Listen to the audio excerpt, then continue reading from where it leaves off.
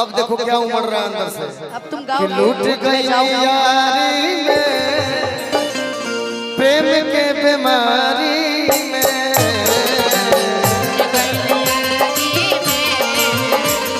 प्रेम के बीमारी में, लूट गई यारी में, प्रेम के बीमारी में,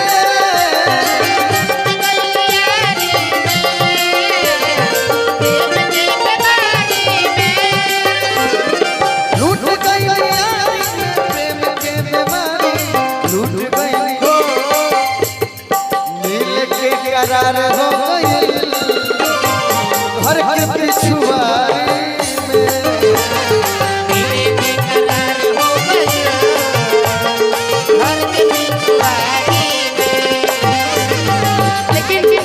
हमरा याद आवता चंदन जोरे को गाना इनकर बियाह में गइल इन्ना दहेज में सामान चाहिए नहीं कूलर मकान चाहिए।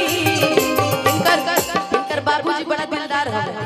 इनकर बाबूजी कहले इनकर मेहरारू के अगुआ जी से सुना बुआ माँ पटिए के यार माँ समझ जावा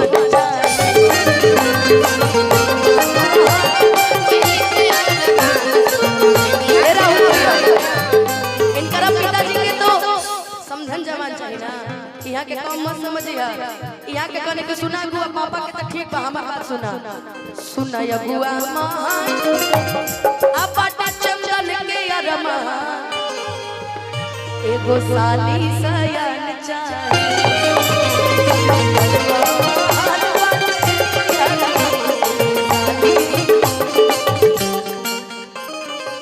मेरा जिला रोहतास है। तो रोहतास में एक कलाकार हुए जिनका नाम अजय पांडे, वो अब स्वर्गवासी हो गए, लेकिन उनके गाने जो है अंदर घुसते हैं। हो दर्द दिल के बढ़ा के गए